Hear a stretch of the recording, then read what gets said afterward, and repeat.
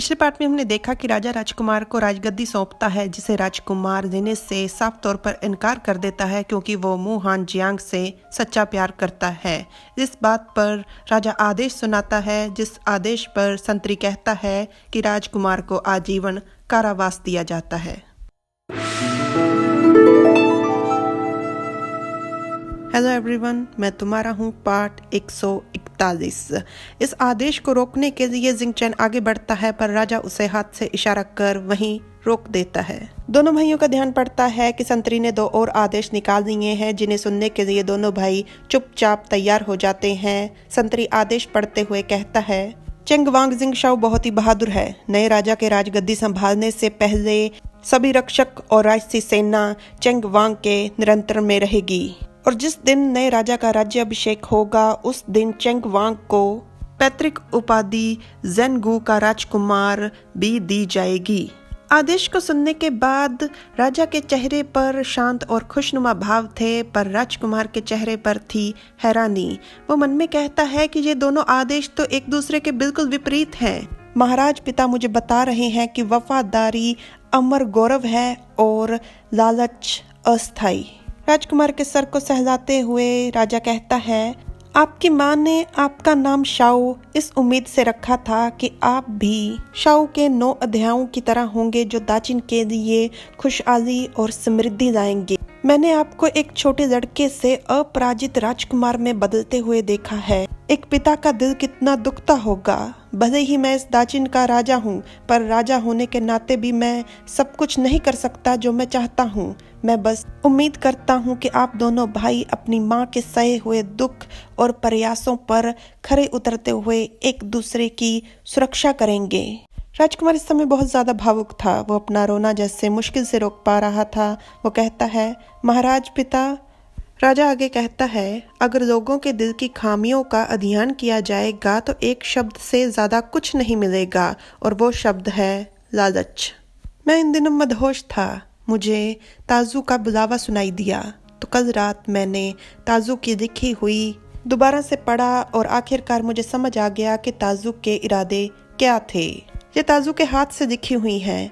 हुआनिन के मामले को ताजू की आखिरी इच्छा के अनुसार ही निपटाना, कोई भी जबरदस्ती मत करना। ये कहते हुए राजा जिंगचैन की तरफ कागज कर देता है, जिन्हें घुटनों के बल राजकुमार के बगल में बैठ जिंगचैन पकड़ते हुए कहता है, जी मैं ध्यान रखूंगा। जिंगचैन के सर को सहलाते हुए राजा कहता है, ये देश, ये समाज, ताजू की विरासत, उसका नजरिया, नाजुक राज दरबार और लोगों का प्यार तुम्हारे हवाले करता हूँ। हमेशा अपने विचारों को परखते रहना। जिंगशाओ तुम्हारा छोटा भाई है। अगर भविष्य में उससे कोई बड़ी गलती हो जाए तो हमेशा अपने उस भाई प्रेम को याद रखना, जिस भाई प्रेम ने तुम्हें आज उसके पीछे रखा। जिंगचैन कहता है, मैं इस बात को मानूंगा। और राजकुमार, जो रोने को बिल्कुल तैयार है, वो फिर से कहता है, महाराज पिता। राजा कहता है, अपने पूर्वजों की विरासत का अच्छे से ध्यान रखना, ताकि तुम्हारे माता पिता तुम्हें गर्व से देखें। ये कहते हुए राजा अपने प्राण त्याग देता है। राजकुमार चिल्लाकर कहता है, महाराज पिता। जिंगचैन प्रणाम करते हुए कहता है, मैं महाराज पिता को अलविदा कहता हूँ। संतरी दोनों को सहानुभूति और हौसला देते हुए कहता है, वांगई महाराज, बहुत सारे काम आपका इंतजार कर रहे हैं। राजकुमार गुस्से से पूछता है, किसने जहर दिया?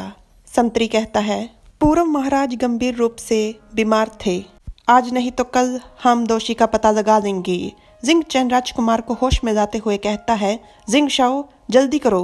राजसी सेना, महाराज पिता के इस तरह अचानक से प्राण त्यागने से मुझे डर है कि मुसीबत। राजकुमार कहता है, ठीक है, मैं अभी जाता हूँ। इतने में पहरेदार चिल्लाते हुए आकर कहता है, महाराज ये बुरा हुआ। चौथे राजकुमार और राजसी वन सेना ने मुख्य हाल को घेर दिया है। उनके इरादे राजमहल पर कब्जा करने के हैं।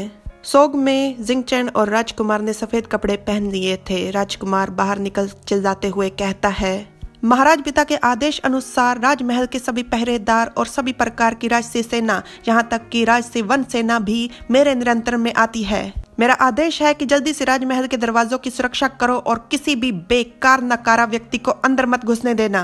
चौथा राजकुमार चिल्लाते हुए कहता है, इसकी बकवास मत सुनो। रुई वांग और चेंग वांग राजगद्दी की ताकत और सत्ता हथियाने के लिए ये सब कुछ कर रहे हैं। जो भी चेंग वांग और रुई वांग को कत्ल करेगा उसको इनाम मिलेगा। मार दो इन सबको।